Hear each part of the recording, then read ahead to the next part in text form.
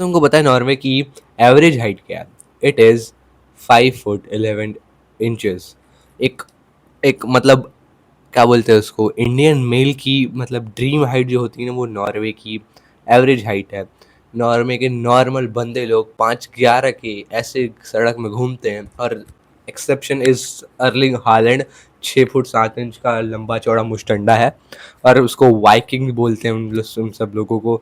और वो इतने लंबे लंबे कैसे हो गए उनके भाई, कैसे हो गए इस तरह लंबे और तगड़े, मोटे तगड़े?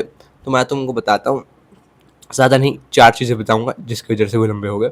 सबसे पहला, मैंने रिसेंटली सुना था कि अभी रिसेंटली ही आया था कि फीफा वर्ल्ड कप हुआ था और वो दूसरे कंट्री में गए थे फीफा वर्ल्ड कप खेलने के लिए, नॉर्वे। तो नॉर्वे वाले खुद अपना खाना वाना वहाँ से नॉर्वे से इंपोर्ट करवाए थे, अपना प्रॉपर क्वालिटी वाला मीट वीट, जिससे उनको तगड़ी तरीके वाला प्रोटीन मिल सके। और मतलब अगर तुमको प्रोटीन सर्वाइवल अमाउंट में मिलता है तो तुम्हारी प्रोटीन सिर्फ उसके नॉर्मल फंक्शंस पे लगा देगी, लेकिन अच्छे खासे अमाउंट में मिलता है तुम्हारे बॉडी वेट के इंटू 1.5 या फिर 1 2 मतलब मेरा 60 kg है, तो या तो मेरे को 90 ग्राम या तो 120 ग्राम के आसपास अगर मेरे को प्रोटीन मिले, तो मेरी growth is most likely to be happened.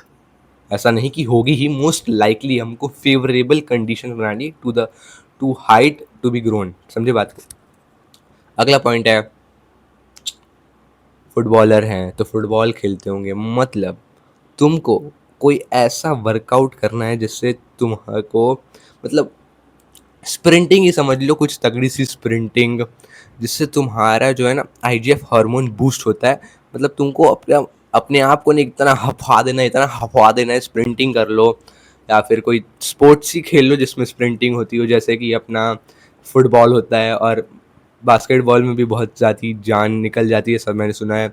Volleyball खेल सकते हो, बैडमिंटन खेल सकते हो। I I and I am advising you to avoid cricket, क्योंकि अगर तुम बैट्समैन हो या फिर स्पिनर टाइप के बॉलर हो तो तुम्हारा कुछ नहीं होने वाला है ज़िंदगी में। मतलब अगर तुम प्रोफेशनल जाना चाहते हो, अकेडमी में खेलते हो, तो please Khelo Khelo.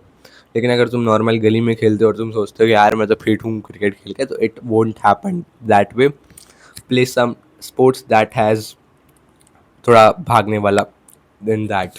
Third is your sleep. मतलब 99% ऑफ द पीपल जिनका ग्रोथ नहीं होता होगा ना हाइट का, उनकी मतलब हाइट का रिस्पॉन्सिबिलिटी होती है स्लीप।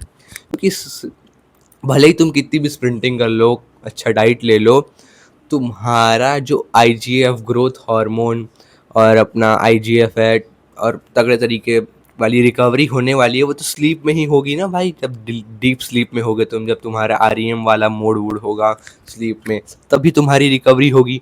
तो अगर तुम उसी को हिट नहीं करोगे, डीप स्लीप में ही नहीं जाओगे, तो तुम कैसे एक्सपेक्ट करते हो कि you will grow like Holland Holland?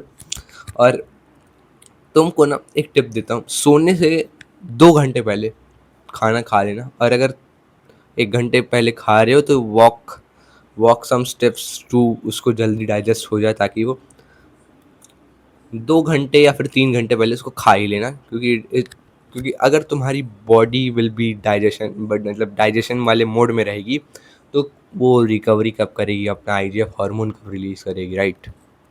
3 चीज़ें हो गई। Fourth fourth fourth and the last is stop consuming junk food.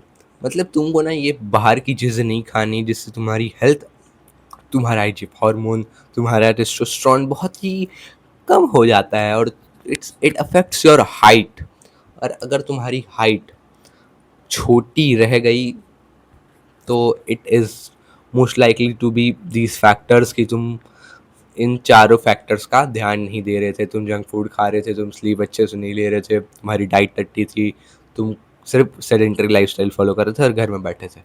बाकी मैं मिलता हूँ आपको अगले वीडियो में, तब तक के लिए बाय बाय।